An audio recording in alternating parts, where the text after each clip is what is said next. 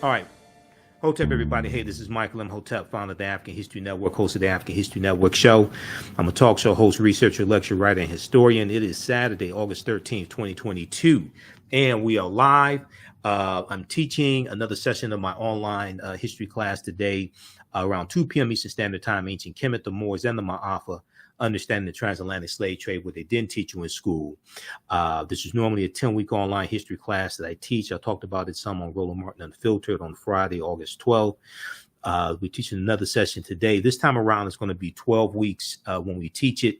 And you can register for this online class. We have the information here in the thread of the broadcast. You can join us at our online school. I'll be teaching the class around 2 p.m. Eastern Standard Time today. And I do a PowerPoint presentation. We have book references, articles, video clips. Here's I want to do a brief preview today of some of the information we cover in this class. We deal with thousands of years of history and what leads up to the transatlantic slave trade taking place. So we can't start studying our history in slavery, even when we study the transatlantic slave trade, which is important to study. We can't start in 1619 with those 29 Africans in Virginia. We can't start in the 1440s with the Portuguese getting involved in the transatlantic slave trade with Anton Gonzalez in 1441 going into present day Mauritania. We have to deal with thousands of years of history and what leads up to the transatlantic slave trade taking place. And we have to also deal with the 800-year occupation of Europe by the Africans known as the Moors, who take the teachings from ancient Kemet, ancient Egypt, into Europe. And these teachings are going to bring Europe out of the Dark Ages. Okay, so one of the things we deal with in class, and we'll talk about some in today's class, when those Africans known as the Moors go into the Iberian Peninsula, today known as Spain and Portugal, in 711 AD, and they're going to various extents Africanize Europe. And this is going to, we see the Moors lose control in Europe, especially in Spain. And their last known stronghold was relinquished in January 2nd, 1492. And then we're going to see the relationship between the transatlantic slave trade and the Moors losing control in Europe as well. So this course not only deals with the transatlantic slave trade, but it also deals with thousands of years of history that leads up to the transatlantic slave trade of African people taking place. August 20th, 2019 marked the 400th year anniversary of those 29 Africans who came into Point Comfort in Virginia, August 20th, 1619, on the White Lion pirate ship, in what will later be called the colony of Virginia. Okay, so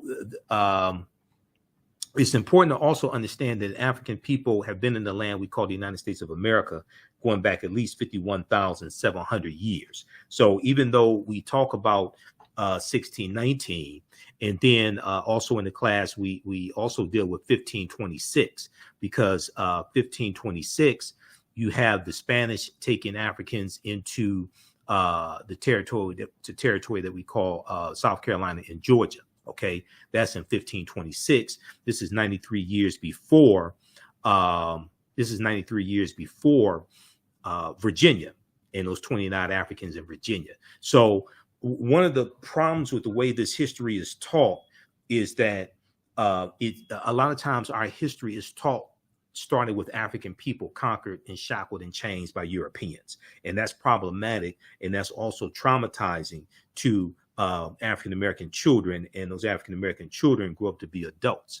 So if your understanding of the beginning of African people in this country starts with us conquered by Europeans, shackled in chains, okay, you're going to probably deal with some self-esteem issues. You're probably going to have a distorted view of history, okay, because this was our land stolen from us. African people were in this land that we call the United States of America going back at least 51,700 years. Okay, so I'm just doing a brief overview of this class, and we're just looking at some of the things that we cover in this course. I'm teaching another session of this class today 2 p.m. Eastern Standard Time at our online school. We have the information here in the thread of the broadcast. You can register for the class. It's on sale, $60. We do the sessions live. All the sessions are archived. They're recorded. You can go back and watch it anytime or visit our new website, theafricanhistorynetwork.com, theafricanhistorynetwork.com. All right, so this is Dr. David Imhotep, who wrote the book, The First Americans Were Africans, Documented Evidence. And his book has 713 footnotes, and it deals with thousands of years of history. And page 14 of his book, it deals with a discovery made in 2004 in Allendale County, South Carolina, by Dr. Albert Goodyear. And he discovered 13 different types of evidence that thoroughly document an African presence in this country going back at least 51,700 years ago. These were the Khoisan, who have the oldest DNA on the planet. They come from Southern Africa. They're the ancestors to the Ainu and the Twa. So they found artifacts, architecture, campsites, carvings, footprints in lava, genetic M174D haploid groups dealing with DNA and genetics. They found Egyptian carvings, Egyptian writings, footprints in lava, linguistics, paintings, skulls, skeletons, structures, and tools. 13 different types of evidence thoroughly documenting an African presence in this country going back at least 51,700 years ago. This is an article from ScienceDaily.com dealing with Dr. Albert Goodyear and the discovery that he made. This article is from November 18, 2004. New evidence puts man in North America 50,000 years ago. New evidence puts man in North America 50,000 years ago. Here's a summary of the article from ScienceDaily.com. This is ScienceDaily.com summary. Radiocarbon tests of carbonized plant remains where artifacts were unearthed last May along the Savannah River in Allendale County by University of South Carolina archaeologist Dr. Albert Goodyear indicate that the sediments containing these artifacts are at least 50,000 years old. Indicate that the sediments containing these artifacts are at least 50,000 years old, meaning that humans inhabited North America long before the last ice age. Okay, so they're talking about these humans that they're talking about are the Khoisan, who have the oldest DNA on the planet. They go all around the world, and they were here in the land that we call the United States of America as well. Now, this is before the transatlantic slave trade happens. Yet, I'm not saying the transatlantic slave trade did not happen. What I'm saying is we have to understand thousands of years of history before the transatlantic slave trade happened. And unfortunately, a lot of times in classes that we take in college, a lot of times in these conversations that we have, even during African American History Month, oftentimes we start the history of African people in this country conquered and shackled and changed by Europeans, and that's psychologically damaging, okay, to our people. So this piece right here on the Khoisan cites the information from Science Magazine. An October 2012 genetic study published in Science Magazine found that the Khoisan in Southern Africa are the oldest ethnic group of modern humans, with their ancestral line originating about 100,000 years ago. The Khoisan, formerly called by the derogatory term Bushmen, are genetically unique, and no other currently known population had separated so early from our common modern human ancestor, according to the report. Now, here is a picture of two Khoisan women, okay? These are the short-statured Africans, the Khoisan, who are the ancestors to the Ainu and the Twa. The Khoisan live mainly in southern Africa, in territories spanning Botswana, Namibia, Angola, Zambia, Zimbabwe, and South Africa. They are largely divided into two groups, hunters and gatherers, known as the Sans people, and keepers of livestock, known as the Khoi people. The Khoisan languages include the distinctive click sounds that are not found in languages of their neighbors. Okay, there's a good article that from AtlantaBlackStar.com, 5 ethnic groups that prove the first humans were Black. Okay, so and when we talk about the click language is the oldest language. And we know that when you look at the film Black Panther, the language spoken in the film Black Panther is isiXhosa, which is a Bantu language spoken in Southern Africa. And isiXhosa has the click sounds in it also, okay? So as we talk about the film Black Panther, I did the 3 months of research to be able to do my lectures on that film. And the film Black Panther relates to African history, African culture, African language, spiritual systems, etc. We look at a number of different archaeological studies and discoveries in this course also, okay, to deal with thousands of years of history leading up to the transatlantic slave trade. Then we go through and we analyze the transatlantic slave trade. This was a significant discovery here in 2010. There was an article from the New York Times that dealt with this, called "On Crete, New Evidence of Very Ancient Mariners." On Crete, New Evidence of Very Ancient Mariners. And it deals with this discovery made on the Greek island of Crete. And they did excavations over the course of 2 summers, okay? And they found stone tools dating back at least 130,000 years old, 130,000 years ago, okay? Stone tools found on the Greek island of Crete, archaeologists say, are at least 130,000 years old, which is considered strong evidence for the earliest known seafaring in the Mediterranean, and calls for rethinking the maritime capabilities of pre-human cultures.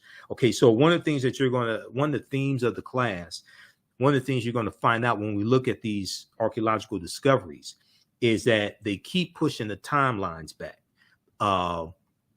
When these new discoveries come out, this is causing the archaeologists, the paleontologists, the researchers, etc., to rethink this history and push the timelines back, and they're realizing that all of this stuff is much older than they thought. Okay, so the deeper they dig, the blacker the planet gets. The more research they do, the older we get. So they found stone tools that they say are at least 130,000 years old, which is considered strong evidence of the earliest known seafaring in the Mediterranean, and calls for rethinking the maritime capabilities of pre-human cultures. Now, Crete has been an island for more than 5 million years. Crete has been an island for more than 5 million years, meaning that the tool makers must have arrived by boat. So this seems to push the history of Mediterranean voyaging back more than 100,000 years. Specialists in Stone Age archaeology say previous artifact discoveries thought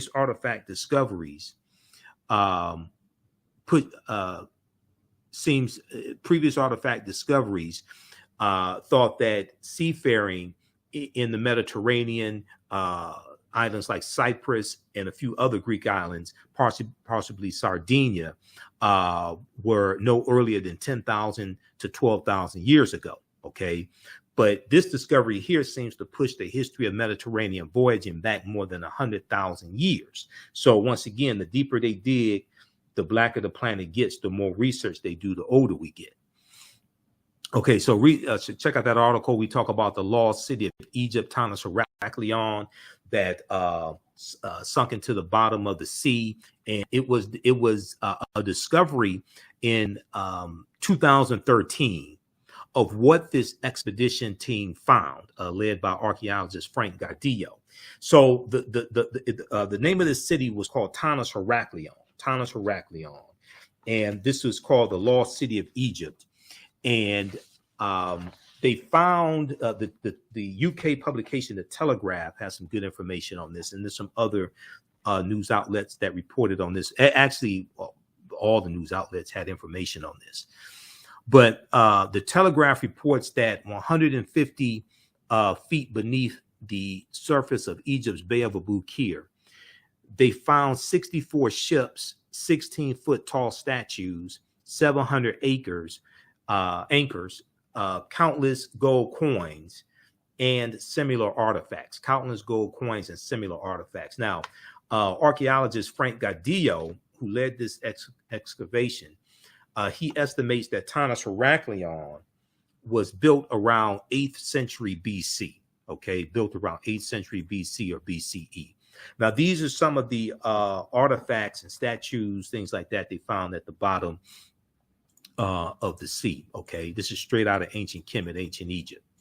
All right, so then you had another lost city of Egypt, um, that was discovered in 2021. This news came out April 2021 inside the lost city of Egypt. NBC News, the Today Show had a big story on this, and this city was called Dazzling Aten, named after Akhenaten, Dazzling Aten, and this is a 3,000-year-old lost city as well. So these this city dates back to about 3,400 years ago. Okay, and these archaeological discoveries are coming out every other week. Okay, these archaeological discoveries are coming out every other week, and when they come out, they're causing the scientists, etc., to rethink everything. Okay. And as I've said before, you know, the deeper they dig, the blacker the planet gets, the more research they do, the older we get. So it's important to understand this chronology of history that leads up to the transatlantic slave trade taking place. We know that this land was called also Egypt of the West, especially by the founding fathers. And when you look at Freemasonry, we know that Freemasonry deals with the teachings that the Moors took, the African Moors, were the custodians of, and these teachings came from the Nile Valley region of Africa, and the Moors take this information into Europe and teach this to Europeans, okay? And it's going to be this information that brings Europe out of the Dark Ages, and we see symbols of Africa all around us. One of those prominent symbols of Africa, coming from the mythology of the story of Asar, Aset, and Heru, is the Washington Monument, or what is in ancient times was called a Tekhen, which is a symbol of resurrection coming from ancient Kemet, ancient Egypt. Okay, the Washington Monument is a Tekhen, and we know that many of the founding fathers of this country were Freemasons, and Freemasonry is the foundation of Freemasonry is the teachings coming out of ancient Kemet, ancient Egypt, what are called the mystery systems or the mystery school. So there was a good article from face-to-faceafrica.com that deals with Cleopatra's Needle, how 3 ancient Egyptian obelisks, what the Greeks call obelisks, ended up in New York City, London, and Paris, France. Okay. And these are, now there were about 1,200 Tekhenw in ancient times. Today they're less than 12. And some of them have been taken to Istanbul, Turkey, and taken to London, France, and taken to Italy, etc. Some are recreations. These 3 right here on the left, you see the Tekhenw in London, the Tekhen in London. The center is the Tekhen in New York City, and on the right, the Tekhen in Paris, France. Ancient Egyptians, or the ancient Kemetic people, called obelisks Tekhenw. You'll see different spellings for Tekhenw for plural. You'll see different spellings of it. And they were also used to tell the time in the past. Their pinnacles were basically covered in gold to reflect the sunlight. Historians say the obelisks represented immortality and eternity, and their long structure helped connect the heavens and the earth. Their long structure helped connect the heavens and the earth. Currently, Cleopatra's Needle is the name given to the 3 ancient Egyptian obelisks, one in New York City, one in London, and one in Paris, France. However, they do not all come from one Egyptian site. Okay. They do not all come from one Egyptian site. The obelisks in New York and London are carved out of red granite from the quarries of Aswan, a major source of stone for Egyptian antiquities. The 2 obelisks were commissioned by Pharaoh Thutmose III, or Nesubiti Thutmose III, for the Temple of the Sun in Heliopolis near modern-day Cairo, with each weighing about 224 tons and 64 feet tall. So check out this article from face-to-faceafrica.com from May 17th, 2022. That gives more insight into that. So this is a famous statue of the Asar, Aset, and Heru, who the Greeks called Osiris, Isis, and Horus. And we know when we read Egypt on the Potomac by Tony Browder, who's a brilliant archaeologist and a friend of mine, I've interviewed him a number of times. There were approximately 1,200 Tekhenw built in Kemet in ancient times, but only about a dozen are found in Egypt today. Many of the Tekhenw removed from Egypt are now in Istanbul, Turkey, London, England, Paris, France, Berlin, Germany, New York, Rome, Italy, the Vatican City, and elsewhere throughout the world. The Tekhenw are now called obelisks by their new owners, and few know their origin or that they symbolize the resurrection of the African king Asar. Okay, so read Egypt on the Potomac by page 17. So these are just some of the few things, because there's over 200 slides in the class. Just a few of the things that we deal with in this 10-week. This time around, it's going to be 12 weeks online history class that I teach: Ancient Kemet, the Moors, and the Ma'afa. Understanding the transatlantic slave trade, what they didn't teach you in school. You know, the Panther deity that we see in the film Black Panther, Bast, comes from Bastet, which comes out of ancient Kemet, ancient Egypt. And this was a goddess deity, a Netcher, in the form of a lioness and later a cat, who was a Netcher of warfare in Lower Kemet. The film Black Panther relates to African history, culture, language, spiritual systems. In the Black Panther comic book, we know that the deities are referred to as the Orisha, which is the Yoruba term for the deities in the spiritual system of Ifa, practiced amongst the Yoruba in Nigeria. And the Orisha's origin dates back to the ancient Egyptian beings known as the Ennead. And you'll see names like for some of these deities in Wakanda: Koku, Thoth, Bast, Mujaji, Ptah, and Niami. Okay, some of those come straight out of ancient Kemet as well. The Ennead referred to means group of 9 in Greek, and in ancient Kemet they were called Pesjet. The Ennead referred to the 9 Neteru, Atom, which means sun, Shu, air, Tefnut, moisture, Geb was referred to the earth, Nut, sky, Asar, Aset, Seth, and Nephitis. Okay, so these were this comes straight out of ancient Kemet as well, but we see this represented in the Black Panther comic book also. We know that isiXhosa, which is the language spoken in the film Black Panther, is a Bantu language as well. Bantu is a group of some 500 African languages belonging to the Bantoid subgroup of the Banu Congo branch of the Niger-Congo language family. The Bantu languages are spoken in a very large area, including most of Africa from southern Cameroon, eastward to Kenya, southward to the southernmost tip of the continent, including South Africa. Okay, and we know that Amazulu or Zulu is a Bantu language, as well as Kiswahili. So Kwanzaa is a Kiswahili word. That's a Bantu language, also Kiswahili as well. So, and we also in this class, of course, you know, we deal with some African civilizations as well, like Carthage and Axum. Things like this. We talk about Hannibal Barca and the Punic Wars and Publius Cornelius Scipio Africanus and why Africa is not named after Publius Cornelius Scipio Africanus. We talk about the Kingdom of Great Zimbabwe as well. And then we deal with some of the history of the Moors also, and the Moors conquering the Vandals and the Visigoths, and Tarik Ibn Ziyad going into leading an army into the Iberian Peninsula, today known as Spain and Portugal, in 711 AD, and conquering, and they conquered the Vandals and the Visigoths. They're going to settle in the southern portion of what becomes known as France, and they're going to Africanize to various extents Europe.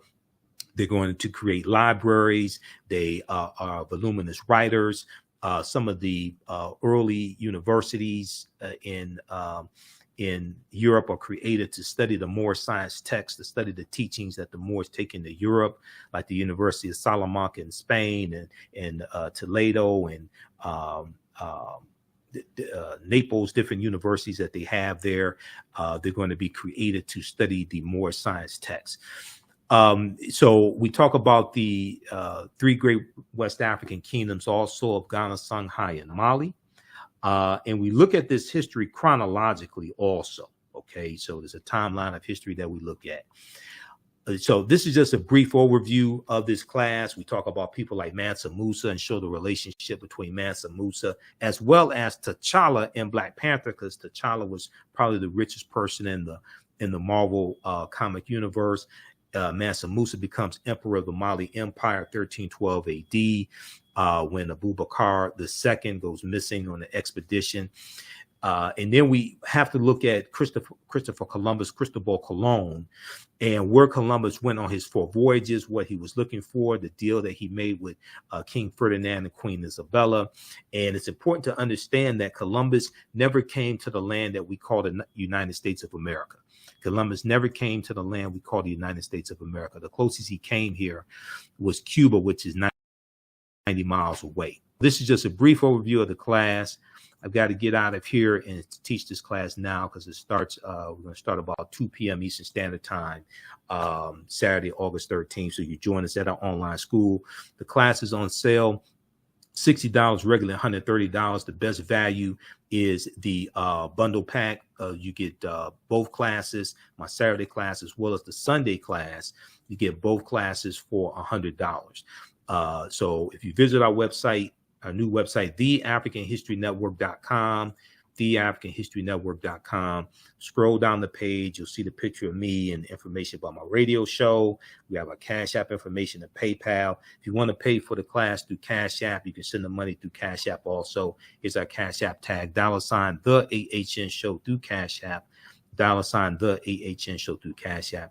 Click here to register for both classes. Has registered here. You could pay debit card or credit card, follow the prompts. It gives you the option to use PayPal. And then below that, it gives you the option for debit card, credit card. You don't have to have a PayPal account. So this class here, Ancient Kemet, the Moors, and the Ma'afa, understanding the transatlantic slave trade, what they didn't teach you in school. That's regularly $130, on sale $60. We do the class live. All the sessions are archived and recorded. You can go back and watch it anytime. And then on Sundays, I teach from the Civil War to the Civil Rights Movement and Black Power, 1865 to 1968. Okay. In this class, we start in 1803 with the Louisiana Purchase. And then we look at the Louisiana Purchase and the Haitian Revolution, because those two events are related. And then we go through history chronologically. We look at the Civil War and what leads to the Civil War taking place. Civil War, Reconstruction, 1865 to 1877, Jim Crow era, World War I, World War II, Civil Rights Movement, Black Power Movement, Great Migration, to understand what happened to us after slavery ended. What were the laws and policies put in place to put us in a predicament we're in today, to understand where we need to go from here. Okay. And African history and culture gives us our foundation. It gives us our values, our interests, and our principles. And this influences our economic empowerment and political empowerment. Okay. So these history classes will change the way that you look at history. We have the link here in the thread of the broadcast. It's also on our website, AfricanHistoryNetwork.com. Best value is the bundle pack. So it gets you both classes for $100. That's over a $360 value, because there's bonus content that you'll get from me also in the class. You can watch these classes live or on demand. Once you register for the class, even a year from now, 2 years from now, you'll still have access to the full course.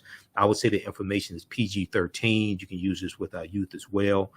So I don't do a lot of cursing. It's not overly graphic, etc. Class is very visual. There's tons of articles that we cite also, so you can check that out. If you have any questions, you can also email me at through the website, or at ahnshow@theafricanhistorynetwork.com, our new email address, ahnshow@theafricanhistorynetwork.com. Okay, so we look to see you in class Saturday and Sunday. And Sundays, I teach from the Civil War to the Civil Rights Movement of Black Power, 1865 to 1968. Look, I have to get out of here. I have to teach this class now. You can join us in class. You can register and join us in class right now. Right now, it's correct wrong behavior is not over till we win. Wakanda forever.